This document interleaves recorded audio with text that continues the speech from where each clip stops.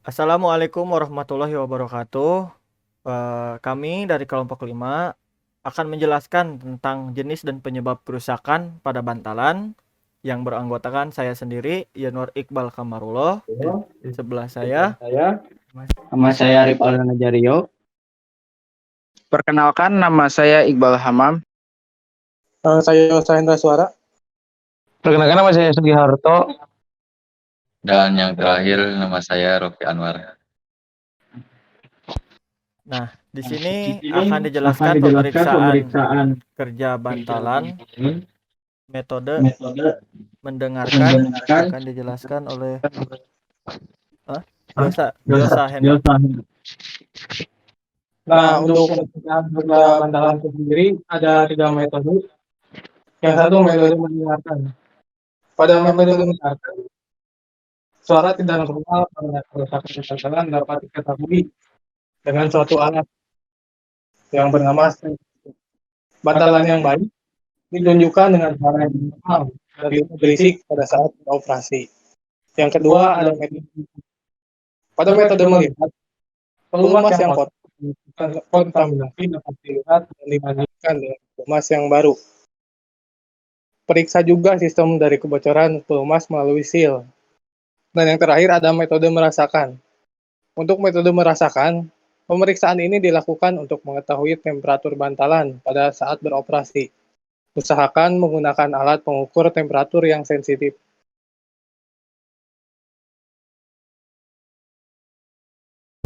Nah, di sini saya akan menjelaskan tentang jenis kerusakan pada bantalan. Yang pertama yaitu adalah flaking. Apa itu flaking? Flaking itu adalah pengelupasan pada bantalan yang terjadi kegagalan dialami yang disebabkan oleh beban aksial yang berlebih. Jadi menyebabkan pengelupasan pada bantalan. Yang kedua ada scuffing. Dan scratch itu adalah goresan, dan scuffing pun sama.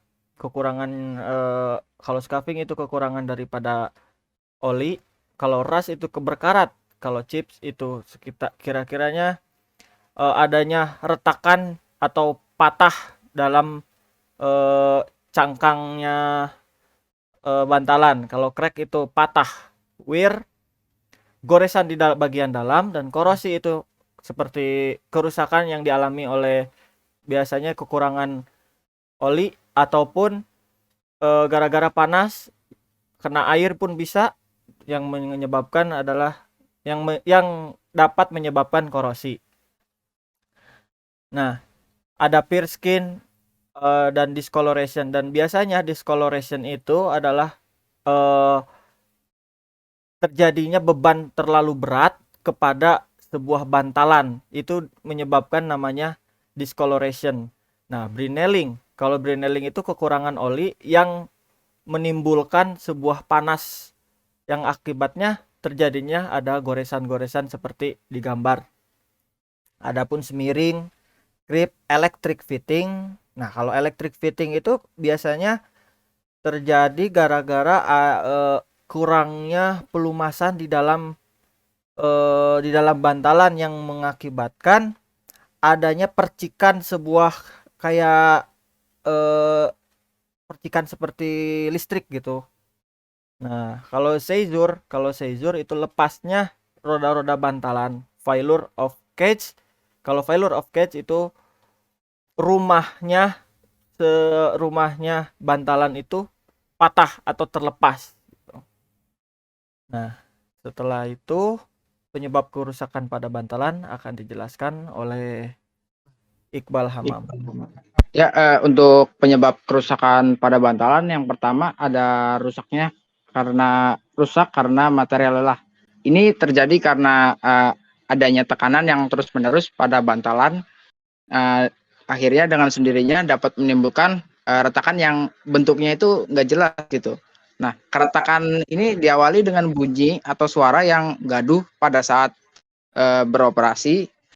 Kerusakan ini juga dapat terjadi diakibatkan karena ukuran bantalan itu terlalu kecil untuk menahan beban, atau yang dibebani itu malah melebihi kapasitasnya.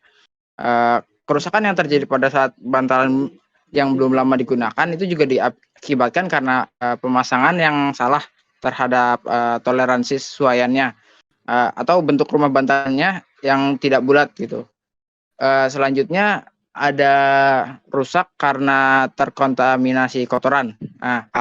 Hal ini dapat disebabkan karena debu atau serpihan logam ya. Namun seringkali kerusakan terjadi karena kondisi pekerjaan yang kotor pada saat pemasangan bantalan tersebut. Hal ini dapat menyebabkan kausan di mana kotoran yang lebih besar akan menimbulkan goresan-goresan pada jalur lintasan elemen gelinding. Selanjutnya ada rusak karena aliran listrik ya. Ini apabila aliran listrik masuk melalui bantalan, maka akan terjadi percikan bunga api pada permukaan yang dilalui aliran listrik antara elemen gelinding dan jalur lintasan elemen gelinding, di mana akan menimbulkan lubang-lubang kecil. Selanjutnya ada brineling ya. Kerusakan ini terlihat sebagai lekukan kecil pada bagian atas jalur lintasan elemen gelinding. Lekukan yang terjadi dapat diakibatkan karena pemasangan bantalan yang salah, di mana tekanan yang berlebihan akan menghasilkan benturan antara elemen gelinding dengan bagian jalur lintasan gelinding. Dan yang terakhir itu ada false brineling ya. False brineling ini disebabkan karena getaran-getaran elemen gelinding di antara jalur lintasan elemen gelinding pada saat bantalan dalam keadaan statis. Kerusakannya terjadi karena macetnya sistem pelumasan sehingga menyebabkan pergesekan langsung dan keausan setempat pada elemen gelinding dan jalur lintasan elemen gelinding. Pemindahan bantalan yang terpasang dan tidak pada posisi terkunci dapat menyebabkan kerusakan pada bantalan. Penyebab utama kerusakan pada bantalan terjadi pada saat mesin tidak beroperasi, di mana bantalan mendapat getaran statis dari mesin lain yang sedang beroperasi di daerah sekitarnya.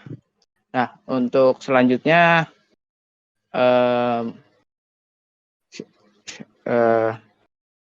siapa nih? Rusak karena kondisi tidak alignment. Ya, monggo dilanjut. Selanjutnya yaitu rusak karena kondisi tidak alignment. Di kiri itu terdapat gambarnya ya, rusak karena alignment. Kerusakan ini diakibatkan karena kondisi alignment yang salah pada bantalan. Jadi di dalam ring itu tidak sebaris.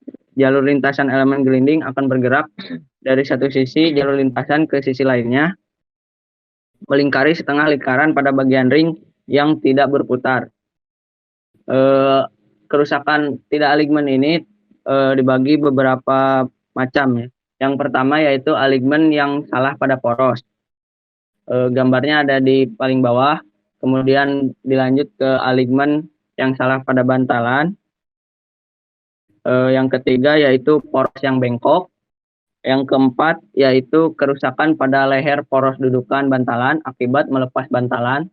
Dan yang terakhir, bantalan tidak sesuai terhadap leher rumah bantalan dudukannya.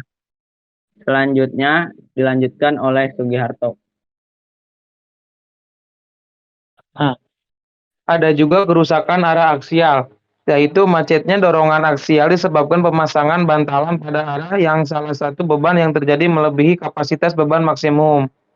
Nah, hal tersebut akan menyebabkan keausan aksial pada bantalan. Bila beban terlalu besar, akan mengakibatkan kerusakan pada bagian sisi ring bantalan.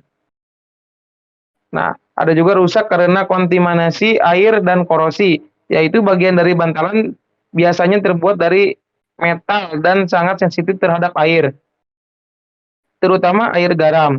Penurunan temperatur secara tiba-tiba dapat mengakibatkan kondensasi dan terjadi korosi. Selanjutnya ada penyebab kerusakan. Rusak karena pelumasan.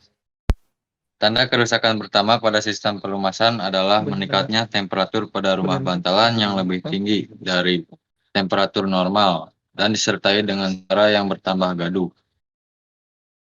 Ada juga rusak karena kesalahan penyetelan kelonggaran. Apabila penyetelan kelonggaran bantalan terlalu sesak, maka akan mengakibatkan luka berupa flaking pada bagian jalur lintasan elemen gelinding pada ring luar. Dan yang terakhir, rusak karena kesalahan desain. Bagian ring bantalan seharusnya disangga dengan penuh pada poros dan rumah bantalan. Alur pada daerah dudukan akan menyebabkan konsentrasi tegangan setempat dan setelah itu mengakibatkan kerusakan jalur lintasan elemen gelinding. Adapun alat pembantu untuk mengeluarkan biring daripada rumahnya, yang pertama yaitu trigger biring kaki 3. Prinsip kerja alat yang dibuat ini adalah setel pencekaman puller ke biring, kemudian air impact dihubungkan ke kompresor, setel air impact dengan putaran searah jarum jam atau reverse untuk putaran berlawanan arah jarum jam. Setelah itu, putaran diteruskan ke pipa dan mur yang telah disambungkan ke pipa. Kemudian, putaran tersebut diteruskan ke ulir daya. Akibat adanya putaran inilah, ulir daya menekan poros biring hingga biring terlepas daripada porosnya. Nah, yang kedua ada internal bearing separator. Prinsip kerja dari tracker bearing ini sendiri adalah dengan menarik komponen yang terdapat di dalam mesin. Selain itu, alat ini sering digunakan untuk berbagai macam keperluan di bidang industri hingga otomotif.